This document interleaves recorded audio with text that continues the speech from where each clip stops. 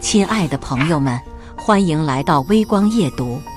您怎么会？张彪的声音在空旷的仓库里颤抖着，如同被掐住喉咙的鸡鸣。穿着白大褂的女人手里拿着文件夹，眼神冰冷地扫过地上被踩踏的工牌。王强愣愣地看着自己的妻子，那张熟悉的脸庞此刻透着从未见过的威严。接下来开始我们本期故事，记得点击订阅并开启小铃铛。晨雾还未散尽，远通物流公司的大门口已经聚集了一群穿着统一制服的工人。王强夹在人群中，低着头看手机上的时间，7:58，还有2分钟就到上班时间。他加快脚步朝仓库走去。王强！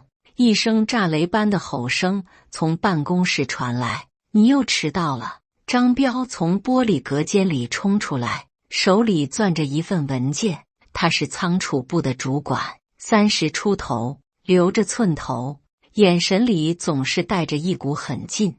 王强看了看墙上的钟，正好8点整，我没迟到。张主管，王强轻声说道，没迟到。张彪冷笑一声，晨会7:55就开始了，你现在才来，不是迟到是什么？王强张了张嘴，想要解释什么，但最终什么也没说。张彪将手里的文件狠狠砸在地上，纸张散落一地，把这些都捡起来，今天的分拣量加倍，完不成就给我加班到半夜。仓库里的其他工人都低着头干活，假装什么都没听见。王强蹲下身子，一张张地捡着散落的纸片，这些是货物清单，每一张都代表着今天需要处理的工作量。废物就是废物，连时间都管不好。张彪又补了一句，转身回到办公室。王强默默地将文件整理好，放在张彪的桌子上。透过玻璃，他看见张彪正在打电话，声音压得很低，但从他紧皱的眉头可以看出，这通话并不愉快。兄弟，别往心里去。旁边的老刘拍了拍王强的肩膀，张彪就这德行，仗着他姐夫是副总，谁都不放在眼里。王强点点头，开始检查今天的货物。远通物流主要做城市配送，仓库里堆满了各种快递包裹和商品。王强的工作是按照地址分拣，然后交给配送员。这活不算重，但要求细心，一旦分错了，客户投诉，责任就全在他身上。上午10点，王强正在处理一批电器包裹时，张彪又走了过来。这个地址你看清楚了吗？张彪指着一个包裹上的标签。王强仔细看了看，清楚了，春风路128号，春风路128号。张彪拿起包裹，你眼睛瞎了？这明明是春风路182号。王强愣了一下，重新看了看标签，确实是182号，刚才可能是看花了眼。对不起，我重新分拣。重新分拣。张彪的声音拔高了8度。你知道，如果这个包裹送错了，客户投诉，公司要赔多少钱吗？你1个月的工资都不够赔的。周围的工人都停下手里的活，偷偷朝这边看。王强脸上发烫，但还是低着头不说话。今晚你给我留下来，把所有包裹重新检查一遍，不检查完不许回家。张彪说完，得意地笑了笑，回到办公室继续打电话。王强看着手里的包裹，心里涌起一阵无力感。这份工作他已经干了3年，从来没有因为分拣错误造成过客户投诉，但张彪总是能找到各种理由来刁难他。中午休息时，王强坐在仓库外的台阶上吃盒饭，妻子林慧发来微信：今天忙吗？记得按时吃饭。王强回复：不忙，你别担心。其实他很想告诉林慧今天发生的事，但话到嘴边又咽了回去。林慧在社区医院当护士，工作也不轻松，他不想让她担心。下午3点，一个配送员急匆匆跑进仓库：王强，你分拣的那批东西有问题。王强心里一紧，什么问题？有2个包裹地址搞混了，我白跑了一趟。张彪听到动静，立刻从办公室冲出来，又出错了。王强，你是不是觉得这工作太轻松了？我检查一下。王强想要解释，检查什么检查？张彪一把抢过配送单，看看，这就是你的工作态度。客户投诉了，这个月你的奖金别想要了。王强低着头，不敢抬眼看张彪。其实他知道，这2个包裹的地址确实很像，在分拣时很容易搞混，但在张彪面前，任何解释都是多余的。从明天开始，你每天提前1小时上班，把前一天的分拣结果重新检查一遍。张彪宣布道。张主管，王强每天都是最后一个走的，工作很认真。老刘想要为王强说几句话，轮得到你说话吗？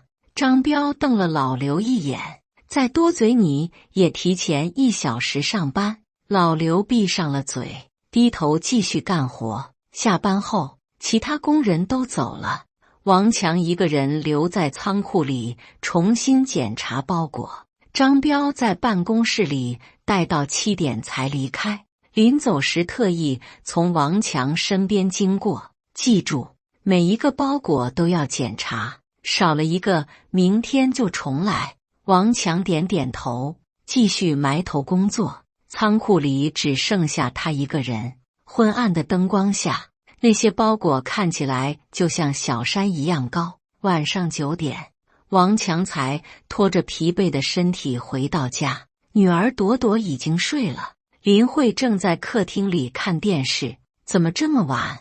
林慧关掉电视，走过来帮他脱外套，加了会儿班。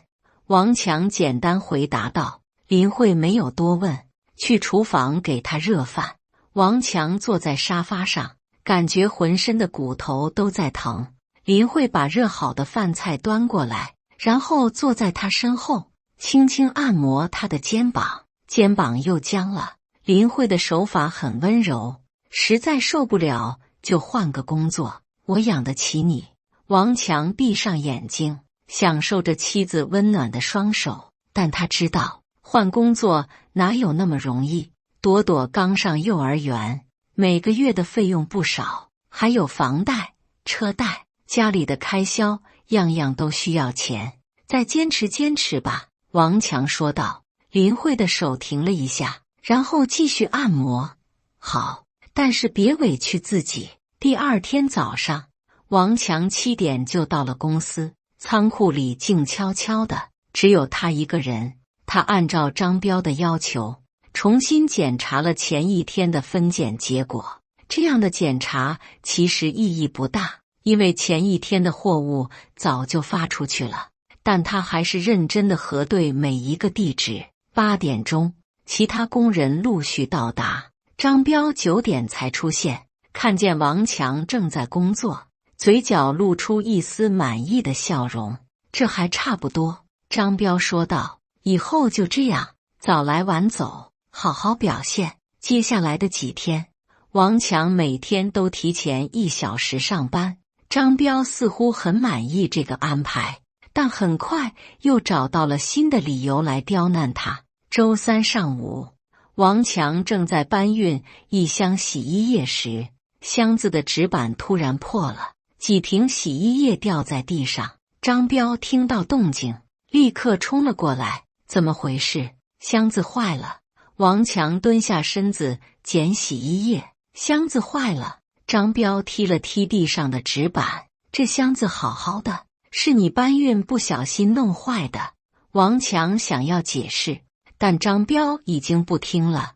这些洗衣液如果有损坏，都要从你工资里扣。其实那几瓶洗衣液都是塑料瓶装的，掉在地上并没有破损。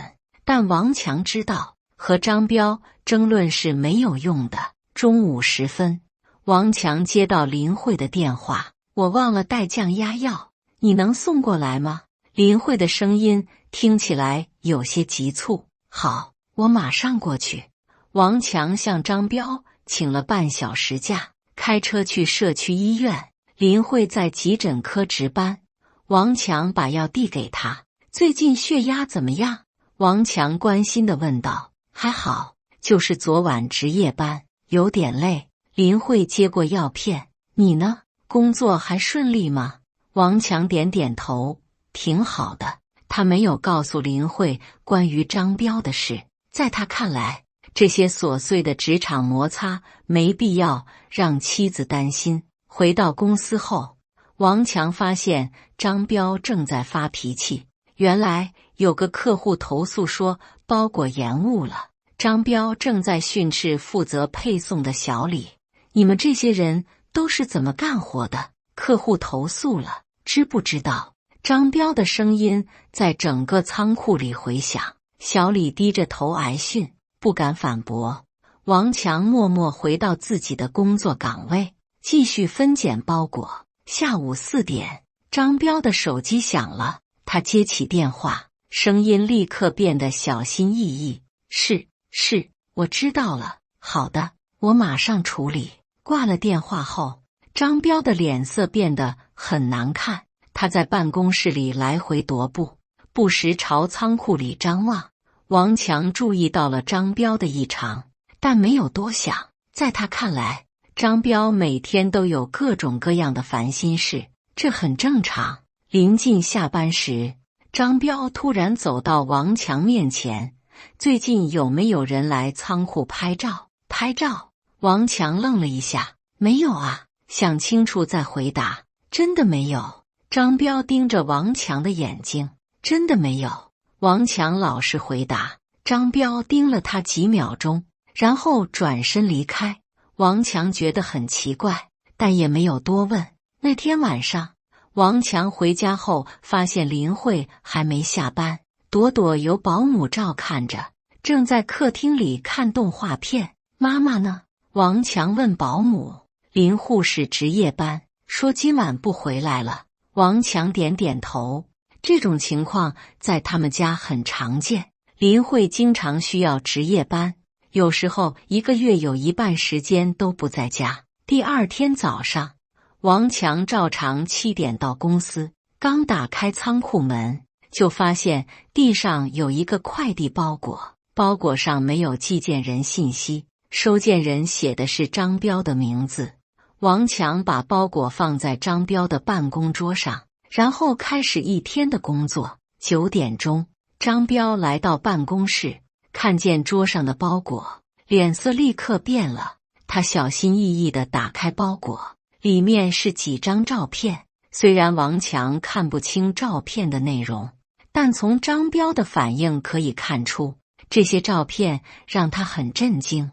张彪把照片翻来覆去看了好几遍，然后拿起手机打电话：“是我，对，我收到了。”“什么意思？”“我明白了。”挂了电话后，张彪坐在椅子上发呆。过了一会儿，他突然站起来，朝王强走过来。“王强。”张彪的声音比平时更加严厉，“你最好给我老实点。”王强莫名其妙：“张主管，我怎么了？别装糊涂。”张彪指着王强的鼻子：“我告诉你，有些事不是你该管的。”王强完全不知道张彪在说什么，但他知道最好不要反驳。他点点头，继续干活。接下来的几天，张彪变得更加暴躁，他动不动就对王强发脾气，连其他工人都开始同情王强了。这张彪最近怎么了？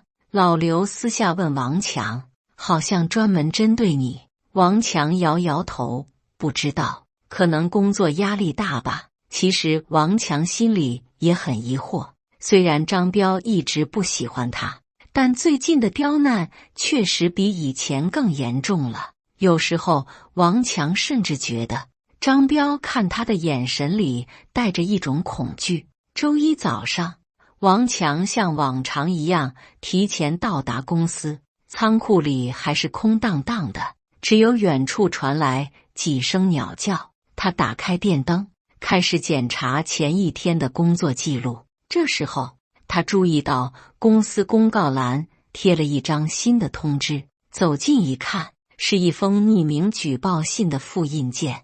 信上写着：某部门主管长期违规操作，仓库消防通道堆放货物，存在严重安全隐患，请相关部门严查。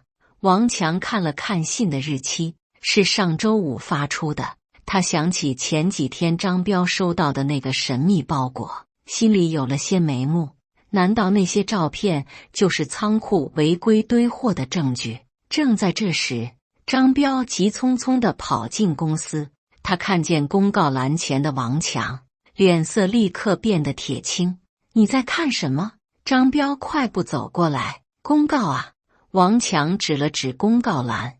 张彪看见那封举报信，眼睛瞪得滚圆。他二话不说，把举报信从公告栏上撕了下来，揉成一团，塞进口袋里。以后公告栏的东西不许看。张彪对王强吼道：管好你自己的事就行了。王强点点头，但心里的疑惑更深了。如果张彪问心无愧，为什么要撕掉举报信？上午10点，副总经理突然来仓库检查工作。这个副总就是张彪的姐夫，50多岁，大腹便便，平时很少到仓库来。消防通道清理的怎么样了？副总问张彪。都清理好了，绝对没问题。张彪陪着笑脸回答。副总在仓库里转了一圈，确实没有发现消防通道被堵塞的情况，但王强注意到有几个平时堆货的地方现在空着，显然是最近才清理的，做得不错。副总拍了拍张彪的肩膀，最近要格外小心，上面查得严。我明白，姐夫。张彪点头哈腰。副总离开后，张彪的心情似乎好了一些，但到了下午，他又接到了一个电话，脸色再次变得难看。什么？还要检查？我不是说了都清理好了吗？好，我知道了。挂了电话，张彪在办公室里转圈，不时朝王强的方向看。王强装作专心工作，但能感觉到张彪怀疑的目光。下班前，张彪把王强叫到办公室。我问你，举报信的事你知道吗？什么举报信？王强装糊涂。别装了。张彪一拍桌子。仓库里除了我，就你最清楚货物摆放的情况。张主管，我真的不知道。王强老实回答。我只负责分拣，其他事不管。张彪盯着王强看了半分钟，然后挥挥手，滚！但是我警告你，最好别让我抓到把柄。王强离开办公室，心里有些担忧。虽然他确实没有举报张彪，但张彪显然已经把他当成了怀疑对象。那天晚上，林慧又值夜班没回家，王强哄朵朵睡觉后，一个人坐在客厅里看电视，但他根本看不进去，满脑子都是白天发生的事。凌晨时分，王强的手机响了，是林慧发来的短信。还没睡吗？工作怎么样？王强回复，还好，你别担心。怎么这么晚还没睡？急诊科今晚有点忙。对了，明天我可能要去你们公司一趟。来我们公司干什么？工作需要，具体明天再说。晚安。王强看着手机屏幕，心里又添了一分疑惑。林慧是护士，为什么要到物流公司来？第二天早上，王强早早到了公司，但心思完全不在工作上。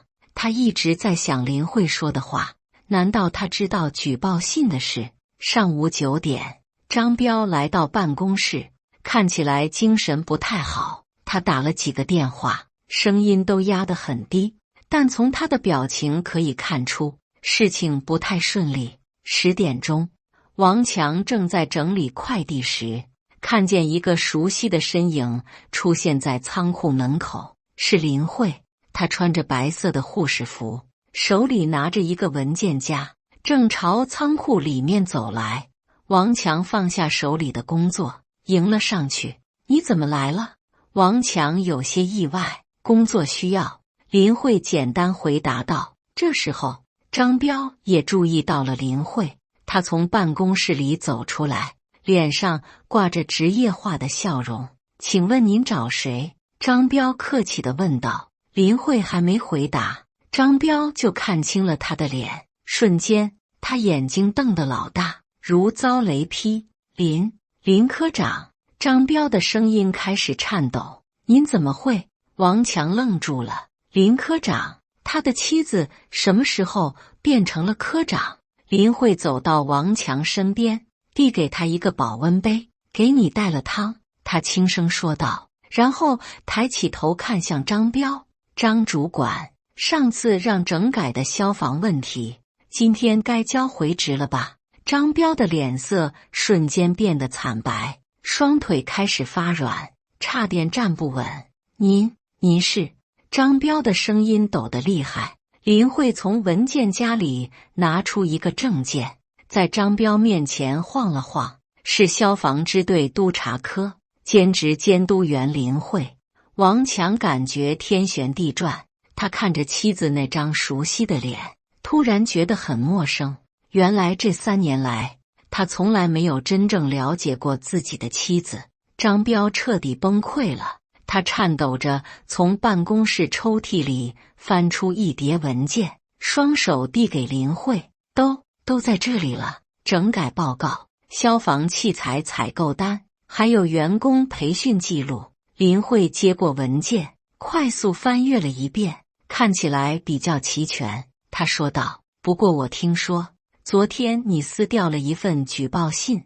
张彪的脸色变得比纸还白，他张了张嘴，但发不出任何声音。周围的工人都停下手里的活，呆呆地看着这一幕。没有人想到，那个温和的护士竟然是消防监督员。王强看着妻子严肃的侧脸，心里涌起复杂的情绪。他想起林慧每天晚上在家里看的那些病例，想起他深夜接到的那些电话，想起他总是说的那句话，每个职业都有守护的东西。现在他明白了，林慧守护的不是病人，而是整个城市的消防安全。林慧继续翻阅着手里的文件，张彪站在一旁，额头上开始冒汗。王强依然站在原地，脑子里一片空白。张主管，这份整改报告的日期有问题。林慧指着其中一页，你写的是上月15号开始整改，但根据我们的记录，举报信是20号才送达的。张彪的嘴唇哆嗦着，可能是记错了日期。记错日期？林慧的声音依然平静，但王强能听出其中的严厉。还是说，你们早就知道存在安全隐患，但一直没有处理？不是的，不是的。张彪急忙摆手，我们一直很重视消防安全。是吗？林慧从文件夹里又拿出几张照片。那这些照片怎么解释？王强看到那些照片，正是仓库消防通道被货物堵塞的画面，拍摄时间显示是1个月前。那时候仓库的消防通道确实堆满了各种包裹。张彪看见照片，彻底绝望了，他瘫坐在椅子上，再也说不出话来。这些照片是我们接到举报后派人暗访拍摄的。林慧继续说道，根据消防法相关规定，占用消防通道的行为要处以罚款，情节严重的要追究刑事责任。仓库里的其他工人都聚拢过来，窃窃私语。老刘小声说：“难怪最近张彪这么紧张，原来是这么回事。”王强想起前几天张彪的种种异常表现，终于明白了原因。张彪一直怀疑是他举报的，所以才对他百般刁难。林科长，您看能不能通融一下？张彪哀求道：“我们已经整改了，以后绝对不会再犯。通融？”林慧冷笑一声：“消防安全关系到所有人的生命财产安全，没有通融可言。”这时候，副总经理匆匆赶到仓库，他显然接到了消息，脸色很难看。“林科长，你好。”副总陪着笑脸：“有什么问题，我们可以协商解决。”林慧看了副总一眼：“您就是负责这个部门的副总经理？”“是的，是的。”副总点头哈腰。“那您应该知道，包庇下属违法行为也是要承担责任的。”林慧的话让副总的脸色更加难看。王强站在一旁，静静地看着这一切。他想起3年来自己受到的委屈，想起张彪那些难听的话，想起每天加班到深夜的疲惫，但现在他竟然有些同情张彪了。“妈妈！”突然，一个清脆的声音从仓库门口传来，是朵朵的声音。王强转头看去，只见女儿跟着保姆走进仓库。“朵朵怎么来了？”王强惊讶地问。“幼儿园临时放假，我想着来接你一起回家。”保姆解释道。朵朵跑到王强身边，然后看见了穿着白大褂的林慧。“妈妈，你怎么在这里？”朵朵扑到林慧怀里，林慧蹲下身子，抱住女儿。“妈妈在工作。”“妈妈的工作不是在医院吗？”朵朵天真地问。“妈妈有2份工作。”林慧温柔地摸着女儿的头，“一份是在医院照顾病人，一份是确保大家的安全。”王强看着这一幕，心里五味杂陈。他的妻子，这个每天晚上给他按摩肩膀的女人，竟然还有另一个身份。“林科长，您看在孩子的面上。”副总试图打感情牌。“正是因为有孩子，我们才更要确保消防安全。”林慧站起身：“如果这里发生火灾，受害的不仅是工人，还有他们的家庭。”张彪突然跪了下来：“林科长，求您给我一次机会，我上有老下有小，不能失去这份工作。你应该在违法的时候想到这些。”林慧的声音没有一丝波动。王强看着跪在地上的张彪，心情复杂。虽然张彪平时对他很不好，但看到一个大男人跪在自己妻子面前，他还是感到不舒服。“林慧。”王强开口道。林慧转头看着他，眼神里有询问的意思。“算了吧。”王强轻声说道。“他们已经整改了。”林慧盯着王强看了几秒钟，然后点点头。“这次就当警告，但是档案里会记录这次违法行为。”林慧对张彪说道。“如果再有下次，绝不姑息。”张彪如蒙大赦，连连点头：“不会有下次了，绝对不会。”林慧收好文件，准备离开。临走前，他对王强说：“下班后我们谈谈。”王强点点头，心里忐忑不安。林慧走后，仓库里炸开了锅，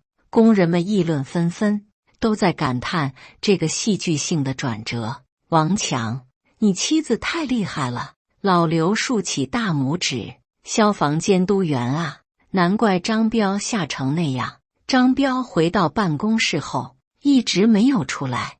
王强能看见他坐在椅子上发呆，脸色依然很难看。下午的时候，副总把张彪叫去谈话。半小时后，张彪回到仓库，神情沮丧。“怎么样？”王强忍不住问道。张彪看了他一眼，苦笑道：“停止检查，什么时候能回来还不知道。”王强没有说话，虽然张彪活该，但他并没有感到胜利的快感。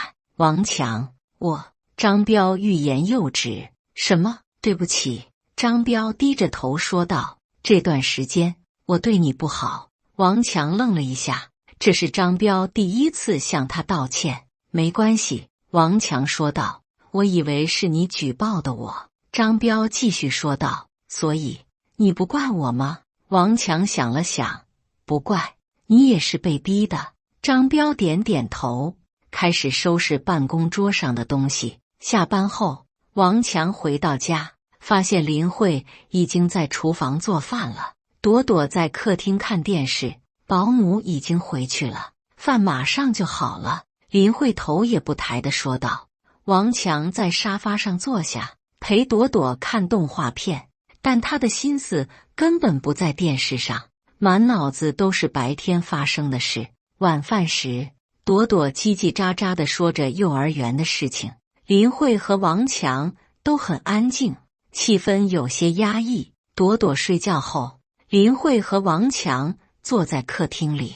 你是不是有话要问我？林慧先开口道，你为什么不告诉我？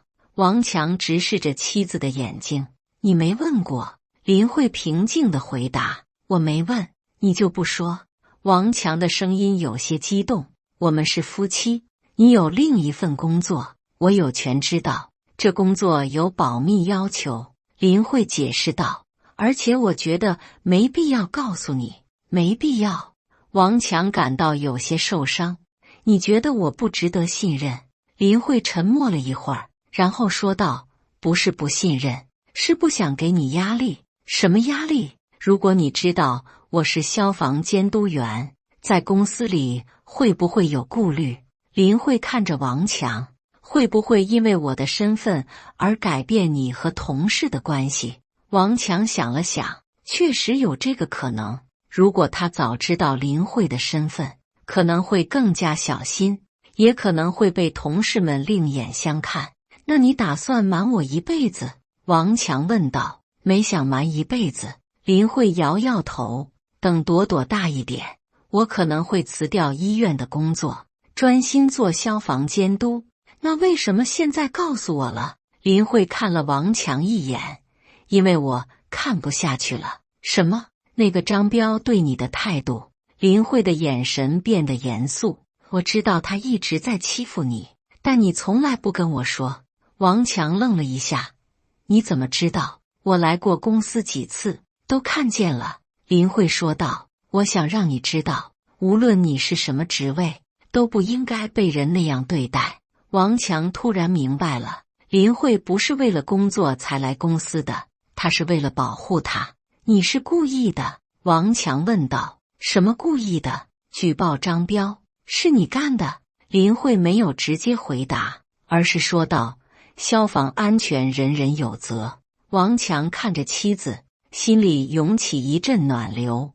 原来这个女人一直在默默保护着他，只是他自己不知道。谢谢你，王强说道。谢什么？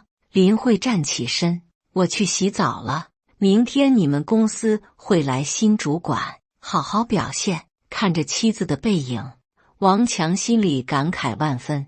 3年来，他一直以为自己是家里的顶梁柱，要保护妻子和女儿，但现在他才发现，真正强大的是林慧。第二天早上，王强照常7点到公司，但这次他不是被强迫的，而是习惯使然。